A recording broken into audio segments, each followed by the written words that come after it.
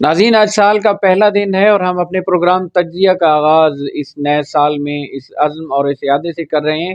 کہ ہم ملک خداداد کی تعمیر و ترقی میں اپنا کردار ادا کریں گے۔ میں ہوں واجد نواز ڈھول اور آپ دیکھ رہے ہیں پروگرام تجزیہ۔ آج ہمارے پینل میں موجود ہیں صاحبزادہ محمد حفیظ اللہ شاہ ہاشمی صاحب اور محمد صبت الحسنین ایڈوکیٹ۔ محمد حفیظ اللہ شاہ صاحب، آج سال کا پہلا دن ہے اور ہم نے 2023 میں کیا کھویا، کیا پایا، اور نئے دن کے حوالے سے آپ کیا کہیں گے؟ بسم اللہ الرحمن الرحیم۔ اجد بھائی بہت شکریہ۔ 2023 ملک و ملت کے لیے بہت ہی سخت ترین سال تھا، جس میں مہنگائی، بے روزگاری، دہشت گردی، لا قانونیت بہت زیادہ رہی، اور پھر ٹوٹ پھوٹ کا شکار جو اسمبلیاں رہیں، جس کی وجہ سے لوگ بہت ہی مشکل حالات میں رہے۔ بجلی کے بلوں میں اضافہ،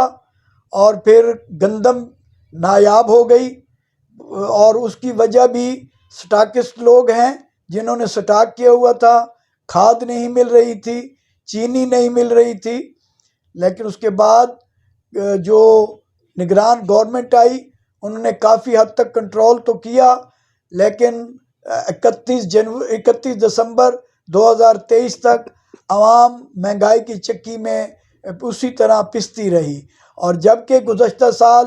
چیف آف آرمی اسٹاف نئے آئے، چیف جسٹس آف پاکستان نئے آئے، قومی اسمبلی نے اپنی مدت پوری کی، اور بلکہ چند دن پہلے اسے توڑا گیا، میاں شہباز شریف صاحب وزیر اعظم رہے۔ تو اس طرح ہم نے مشکل حالات میں وقت گزارا،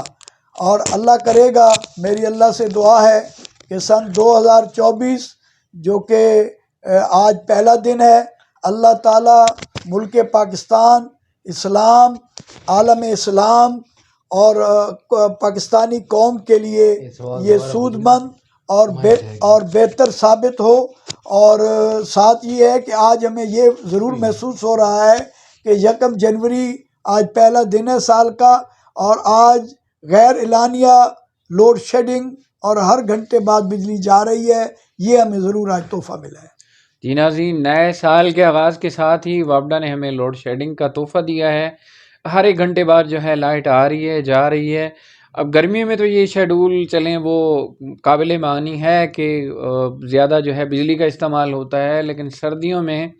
ہر گھنٹے بعد کی لوڈ شیڈنگ جو ہے عوام کے لیے وبال جان ہے۔ دوسرا، مہنگائی کا جو طوفان ہے اس نے بھی عوام کی چیخیں نکلوا دی ہیں، اور ہم سب یہ امید کرتے ہیں، خاص طور پہ شامل نیٹ ورک جو ہے اپنے پلیٹ فارم سے تمام اپنے سننے والوں کو نئے سال کی مبارکباد پیش کرتا ہے، اور اس عزم کا اعادہ کرتا ہے، اس امید کا اعادہ کرتا ہے کہ ہم جو ہے اس ملک خداداد پاکستان میں امن و آشتی اور اس کی تعمیر و ترقی میں اپنا کردار ادا کریں گے، کرپشن کا خاتمہ کریں گے، اور ہم جو ہے ہر ایک ادارے کے اندر نئی جو ہے اصلاحات لے کے آئیں گے۔ چلیں، یہ تو ہر ایک کی خواہش بھی ہے، اور ہر سال ہم جو ہے یہی دعائیں کرتے ہیں، یہی امید لے کے آتے ہیں، اور اس سال بھی ہماری یہی امید ہے۔ ہم جاتے ہیں اپنے پینل کے دوسرے مہمان محمد صبت الحسنین ایڈوکیٹ کے پاس۔ صبت الحسنین صاحب، کاغذات نامزدگی مسترد ہونے کے بعد ان امیدواروں کی طرف سے گلہ شکوہ سامنے آ رہا ہے، بلکہ سوشل میڈیا پر جو ہے ان کے والز سے پوسٹیں بھی لگ رہی ہیں کہ ہمیں RO آفس سے جو ان کا مسترد شدہ آرڈرز ہیں وہ موصول نہیں ہو رہے، وہ نہیں دیے جا رہے، ان میں دشواری ہے، ان میں رکاوٹ ہے۔ تو پھر کیا ہوگا؟ چونکہ یہاں سے اگر کاغذات نامزدگی مسترد ہوتے ہیں تو پھر انہوں نے اپنے الیکشن ٹریبیونل میں جانا ہے، وہاں پہ اپیل دائر کرنی ہے۔ اپیل دائر کرنے کے لیے ظاہری بات ہے جس RO آفس نے ان کے کاغذات نامزدگی مسترد کی ہیں تو وہاں سے مصدقہ نقول چاہیے ہوگی۔ تو یہ کیا ایشو ہے؟ اس کا حل کیا ہوگا اگر یہ RO آفس سے ان کو مصدقہ نقول نہیں ملتی؟ اگر مل جاتی ہیں تو پھر یہ کہاں پہ پٹیشن دائر کریں گے، کہاں پہ کس ٹریبیونل میں جائیں گے؟ اور اس ٹریبیونل میں پچھلے پروگرام میں آپ نے ذکر کیا تھا کہ چونکہ تجویز کنندہ اور تائید کنندہ جو ہے وہ پیش نہیں ہو سکے، اب یہ بھی خبر ہے کہ تجویز کنندہ اور جو تائید کنندہ ہیں ان پہ جو FIR ہوئی تھیں، ان میں جو گمنام تھے ان کو نامزد کر دیا گیا ہے، جیسا کہ چاندنی چوک مقدمہ میں کچھ ملزمان جو تجویز کنندہ یا تائید کنندہ ہیں ان کو نامزد کر دیا گیا ہے۔ تو بطور لائر، قانون دان، آپ اس میٹر کو کس نظر سے دیکھ رہے ہیں؟ جی واجد بھائی، تھینک یو سو مچ۔ سب سے پہلے تو آپ کے سوال کے 2-3 پارٹس میں کر دوں گا کہ پہلے حصہ میں آپ نے فرمایا کہ جو آر اوز کی جانب سے جو نقول جو ہیں وہ دستیاب نہیں کی جا رہی، تو اس کا کیا؟ سب سے پہلے تو یہ بتاتا چلوں کہ جو مصدقہ نقول ہیں، یہ جو اپلیکینٹ ہوتے ہیں، بیسیکلی اس کے لیے نا ایک اپلیکیشن موو کرنی پڑتی ہے آپ کو کہ جی ہمیں یہ فلاں فلاں نقول جو ہمیں چاہیے۔ جو اپلیکینٹ ہے اس کا بطور رائٹ آپ اس کو کہہ سکتے ہیں کہ اس کو دینا لازمی ہے آر او کو۔ دوسرے نمبر پہ اوپر یہ پبلک ڈاکومنٹ ہے، کوئی سیکرٹ ڈاکومنٹ نہیں ہے، لہٰذا یہ عوام کو بآسانی دستیاب ہونا لازمی طور پہ ہے۔ دوسرے نمبر پر آپ نے کہا کہ جی یہ کہاں پہ جائیں گے یا کیا کریں گے، تو اس حوالے سے میں تھوڑا سا عرض کرتا چلوں کہ جو اپیلز ہیں وہ تو ہونی ہے الیکشن ٹریبیونل میں، جو کہ الیکشن کمیشن آف پاکستان نے قبل اس کے فیصلہ کر دیا تھا کہ انہوں نے بلکہ ججز بھی اور بینچز بھی فائنل کر دیے تھے پورے ملک میں کہ جی آپ فلاں آپ کا اگر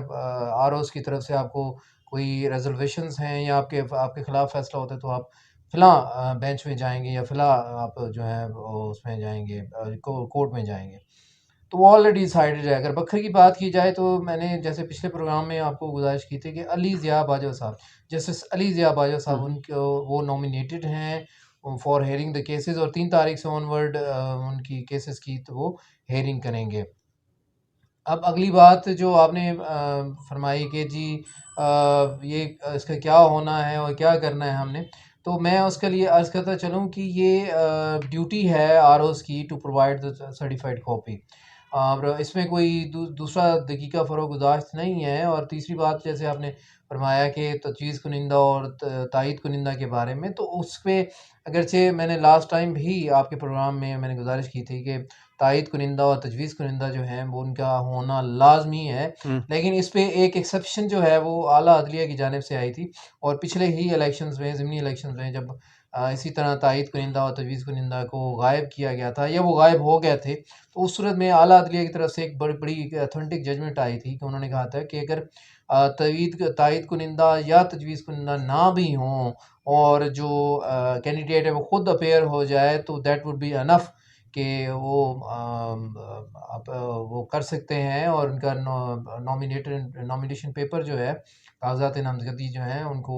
منظور کرنا لازمی طور پہ۔ اب انہوں نے، میں چھوٹا سا ایڈ کرتا ہوں اپنی طرف سے کہ آپ نے جو ابھی ریسنٹ جو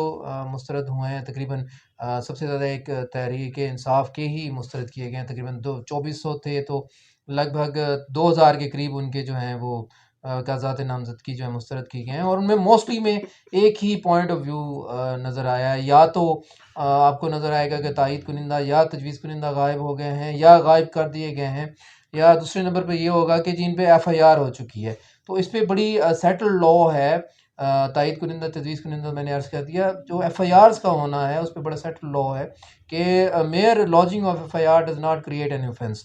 کہ صرف ایف آئی آر کا ہو جانا کسی قسم کا کوئی جرم ثابت نہیں کرتا جب تک اس کے اوپر فائنل ججمنٹ جو ہے وہ عدالت کی طرف سے نہ آ جائے۔ تو ٹرائل تو وہ آپ کو بھی پتہ ہے کہ ابھی تک پینڈنگ ہے، تو اس لیکن بنیاد کیا ایک ملزم جو ہے کسی بھی امیدوار کو نومینیٹ کر سکتا ہے، اس کی تائید کر سکتا ہے؟ جیسا کہ آپ کو پتہ ہے کہ قانون شہادت ہے جی کہ اگر بے شک مدعی مقدمہ بھی پیش ہو جائے، لیکن اگر جب تک گواہ پیش نہیں ہوتا، اس کی شہادت نہیں آ جاتی، جی تو وہ کیس جو ہے مکمل نہیں ہوتا۔ تو کیا یہ قانون یہاں بھی لاگو ہوتا ہے؟ دیکھیں، اس پہ ہم ایک بات کر سکتے ہیں کہ جو ہم پہلے تو یہ دیکھیں کہ گواہوں کی ضرورت پڑتی کیوں ہے، ٹھیک ہے؟ کیا مدعی کافی نہیں ہو سکتا؟ تو گواہوں کی ضرورت کاؤنٹر کرنے کے لیے یا کنٹرڈکشن کے لیے، یا پھر اگر آپ کہیں کہ مدعی کے سٹانس کو مضبوط کرنے کے لیے، تینوں صورتوں میں ضروری ہوتا ہے۔ یہاں پہ بھی اگر گواہ پیش نہ ہوں تو ایشو تو ہے، لیکن میں نے جیسے عرض کی کہ اس پہ ایکسیپشن آلریڈی آ اگر چکی مخالف ہے۔ کینڈیڈیٹ کہتا ہے کہ فلاں بندے نے تو اس کو جو ہے تجویز ہی نہیں کیا، تائید ہی نہیں کی، وہ بندہ خود آئے وہ بتائے، پھر جی اس پہ ہی میں عرض کر رہا ہوں کہ جو لاسٹ ججمنٹ آئی تھی وہ میں ہو سکتا ہے کہ اس کا لنک جو ہے وہ اسی ویڈیو میں دے دوں یا پھر اگلی ویڈیو میں انشاءاللہ پرووائڈ کر دوں گا۔ وہ بڑی واضح ججمنٹ ہے کہ اس میں جب آپ ایلیگیشن لیتے ہیں اور دوسری جانب سے اگر اس کا ایلیگیشن کا رپلائی یہ آتا ہے کہ جی ہمارے تجویز کنندہ کو یا تائید کنندہ کو غائب کر دیا گیا ہے، ٹھیک ہے، تو جو کینڈیڈیٹ ہیں وہ خود اپیئر ہو چکے ہیں، تو اس میں کوئی ایسا ایشو بنتا نہیں ہے۔ وہ بھی ایکسیپشن ہے اس صورت میں جیسے کہ آج کل ماحول بنا ہوا ہے، اس میں ایکسیپشن پرووائڈ کی جا سکتی ہے. اور مجھے یہی لگتا ہے کہ جیسے ابھی رفیق احمد خان صاحب نیازی نے دو ایک تو اپیلز کی ہوئی ہیں ملتان بینچ میں، اور دوسرا انہوں نے ریٹ پٹیشن دائر کی ہے against non provision of non dispensation of certified copies Lahore High Court Lahore میں.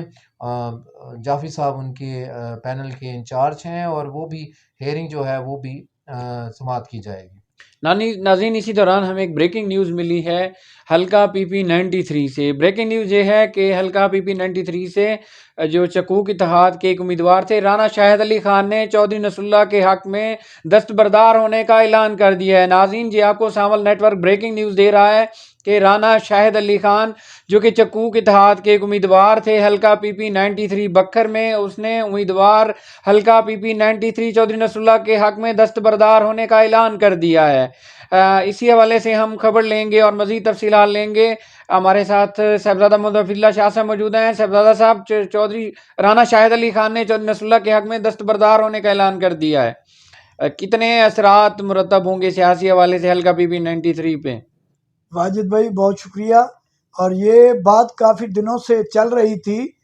دونوں کینڈیڈیٹوں کے درمیان، اور آج جو چکوک اتحاد کا بہت بڑا ایک کنونشن ہوا ہے 46 چک میں، اور اس کنونشن میں چودھری نصر اللہ ایک بہت بڑے جلوس کے ہمراہ وہاں پہنچے، اور وہاں بہت بڑا اجتماع تھا، اور وہ پورے چکوک کے لوگ کیا پورے حلقے کے لوگ بھی موجود تھے وہاں، اور حلقے جو علاقہ کچا کے بہت سے ایسے لوگ جو کہ ایک گروپ سے تعلق رکھتے ہیں اور وہ بھی وہاں موجود تھے. اور چودھری نصر اللہ صاحب کے حق میں رانا شاہد علی خان وڈرا ہوئے ہیں، اور انہوں نے ان کی کمپین چلانے کا وعدہ کیا ہے. اور اس میں یہ بات دیکھی گئی ہے کہ کیونکہ چودھری نصر اللہ ایک عرصے تک ان کی فیملی بھی نعمانی گروپ کے ساتھ وابستہ رہے ہیں، اور یہ زیادہ تر نعمانی گروپ کے لوگوں نے وہاں حمایت کا اعلان بھی کیا ہے اور ان کا ساتھ دینے کا وعدہ کیا ہے. جی باجی شاہ صاحب، چودھری نصر اللہ رانا شاہد علی خان کے دستبردار ہونے کے بعد مضبوط کینڈیڈیٹ ہو گئے ہیں، خاص طور پہ چکوک کے ریاض میں. تو یہ چودھری نصر اللہ کے کینڈیڈیٹ ہونے سے اب چونکہ اتحاد بھی ہو چکا ہے، تو کس گروپ کو زیادہ نقصان ہو سکتا ہے؟ چونکہ وہاں پہ جو ایک اور سٹیک ہولڈر ڈھانڈلا خاندان بھی ہے، وہاں پہ ایک سٹیک ہولڈر جو ہے نعمانی خاندان بھی ہے، وہاں پہ عامر عنایت خان شاہانی بھی امیدوار ہیں. واجد بھائی، چونکہ چودھری نصر اللہ کا تعلق نعمانی گروپ سے ہے، زیادہ میرے خیال میں نعمانی گروپ متاثر ہوگا، لیکن یہ نہیں ہے کہ ڈھانڈلا گروپ متاثر نہیں ہوگا. ڈھانڈلا گروپ بھی بہت زیادہ، چونکہ ضیاء اللہ خان ڈھانڈلا کا کوئی اتنا زیادہ چکوک میں تعلق نہیں ہے. علاقہ کچا میں تو ان کا چونکہ اپنا آبائی گھر بھی ہے اور تعلق ہے، لہٰذا دونوں گروپ میں سمجھتا ہوں کہ وہ متاثر ہوں گے، اور چودھری نصر اللہ ایک مضبوط امیدوار بن کے سامنے آ چکے ہیں. ناظرین، یہ بڑی اہم خبر تھی. سانول نیٹ ورک آپ کو بتا رہا ہے کہ امیدوار حلقہ پی پی 93 رانا شاہد علی خان نے آج 46 ٹی ڈی میں منعقدہ ایک کنونشن میں دستبردار ہونے کا اعلان کر دیا ہے چودھری نصر اللہ کے حق میں. یہ حلقہ پی پی 93 میں جو ہے ایک سیاسی بریک تھرو ہوا ہے، تو یہ بڑی اہم خبر ہے. ہم آپ کو یہ خبر دے رہے ہیں، پروگرام تجزیہ کے دوران ہی ہمیں یہ خبر ملی ہے. ہمارے وہاں پہ سینئر کورسپونڈنٹ ثناء اللہ حافظ کیلوی نے ہمیں بتایا ہے کہ رانا شاہد علی خان نے چودھری نصر اللہ کے حق میں دستبردار ہونے کا اعلان کر دیا ہے. ناظرین، سانول نیٹ ورک آپ کو ضلع میں ہونے والی ہر سیاسی ڈیولپمنٹ اور بریکنگ نیوز کے بارے میں بتا رہا ہے، آپ کو تجزیے دے رہا ہے کہ کس حلقہ میں کیا پوزیشن ہے، کون کہاں جا رہا ہے. شاہ صاحب، آپ سے ایک شارٹلی ایک اور خبر بھی سامنے آئی ہے کہ جو چڈو برادری ہے اس کے خنان خیل سے روابط جو ہے بڑے تیز ہو گئے ہیں، ملاقاتوں کا سلسلہ تیز ہو گیا ہے. آج یا کل جو ہے کوئی چوتھی ملاقات بھی ہوئی ہے. اس حوالے سے بھی کوئی ہے اپڈیٹ؟ چونکہ وہ حلقہ جو NA 91 ہے وہ بھی بڑی اہمیت کا حامل ہے، چونکہ وہاں پہ سید اکبر خان نوانی بھی الیکشن لڑ رہے ہیں، اور وہاں پہ ثناء اللہ خان مستقل بھی امیدوار تھے، ان کے کاغذات نامزدگی مسترد ہوئے ہیں. واجد بھائی، اصل میں جو چڈو فیملی ہے ان کا آبائی تعلق جو ہے وہ بزرگوں کا جو تعلق ہے وہ مستی خیل گروپ یعنی روکڑی گروپ سے رہا ہے. بعد ازاں انہوں نے نعمانی گروپ کے ساتھ اتحاد کیا تھا، یہی وجہ تھی کہ وہ خنان خیل گروپ کے ساتھ وابستہ رہے. خنان خیل گروپ نے انہیں بیت المال کی چیئرمینی بھی دی اور ان کے دیگر ترقیاتی کام بھی اپنے دور میں کرواتے رہے. اب چونکہ ثناء اللہ خان مستی خیل جن کے کاغذات جو ہے وہ منظور نہ ہو سکے ہیں، اور اس وجہ سے اور پھر ایک تعلق کی وجہ سے حنان خیل ان کے پاس جا رہے ہیں، اور انہوں نے وقت مانگا ہے اپنی برادری سے